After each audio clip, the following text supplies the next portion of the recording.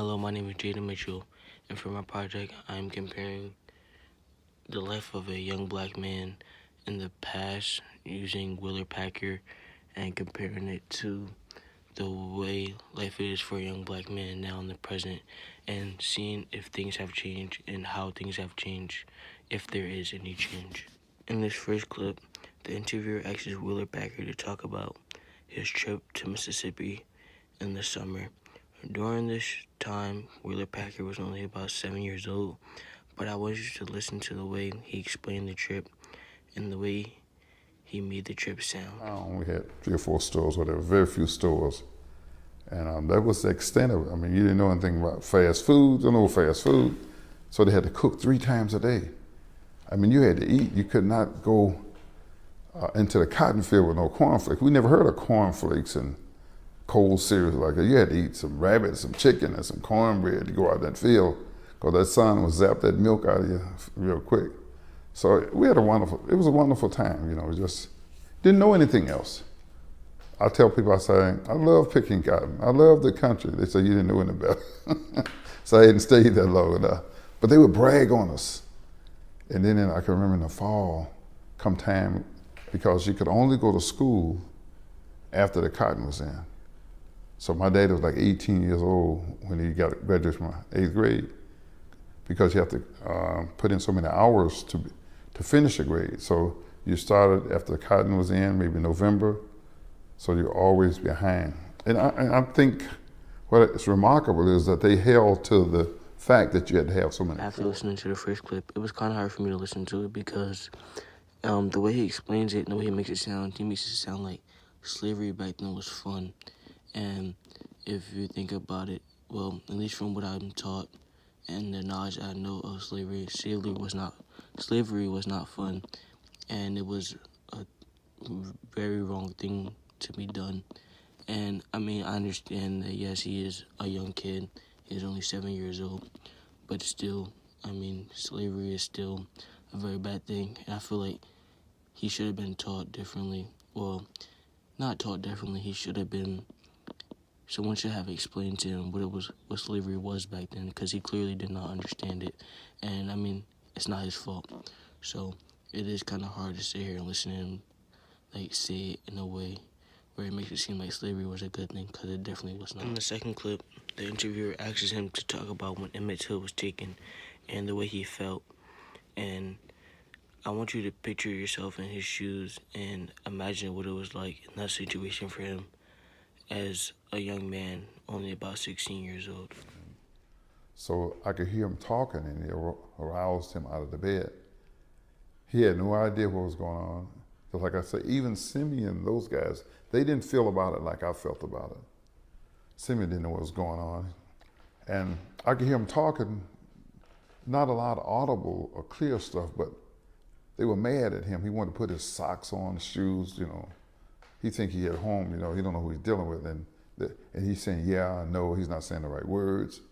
And they were fierce. I think these guys, in hindsight, I think they had been drinking. I mean, you have to almost get drunk to do something like what they did. I just feel human had to have some kind of assistance to do what they did to that kid. So they finally left, and it was dark. Can I ask your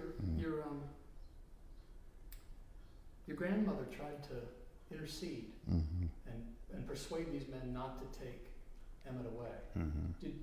Was that just part of the general conversation you heard in the other room? Did that come clear?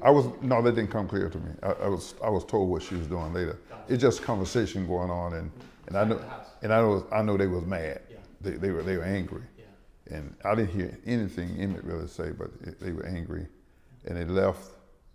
And when they left, my grandmother left, and my grandfather left. And I'm 16, 16 then is different from 16 now. I mean, this is the protection. The protection is gone.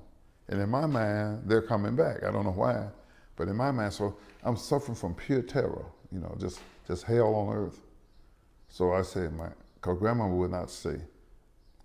And she had my grandfather take her to her brother's house, Crosby. I think it's up in Sumner. So I got up. I said, man, I said they're coming back. I'm putting my shoes on. I didn't like being bare in the bare feet that much. So when they come back, when they pull in the yard, I'm headed, because the woods are back. I said, I'm heading for the woods. And the strange. After listening to the second clip, it's kind of frustrating because it reminds me of the way things are now in the present and how police are killing young black men. And in the way I can say it, like, I compare the two because back then there's slavery and the white people, they're killing black men for pointless reasons.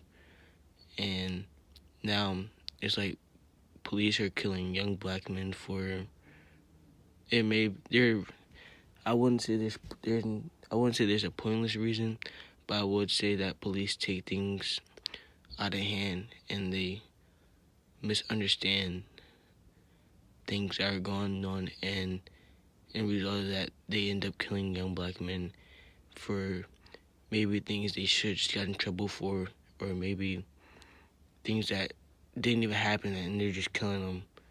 So it's kind of frustrating knowing that things haven't changed much, even though there is no more slavery, there's still black people being killed for pointless reasons or for reasons that shouldn't lead to death. After it all being said and done, it's frustrating to say that there's not much of a change. Yes, slavery is gone, or well, has decreased majorly, but at the end of the day, back then, black people were being killed and hurt by police officers and people that we were supposed to be able to trust, and it's the same way now.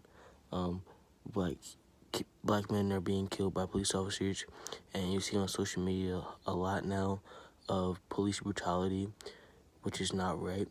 And also, to make it even worse, nowadays you're seeing black people killing each other over pointless reasons. Well, instead we should be trying to help each other out because we're already at a disadvantage from police officers.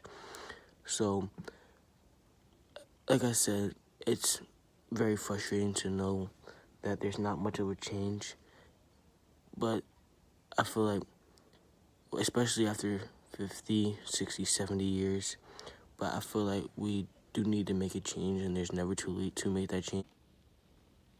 Thank you for listening. Have a wonderful day or night, whatever time you listen to this. Hope you enjoy. Thank you.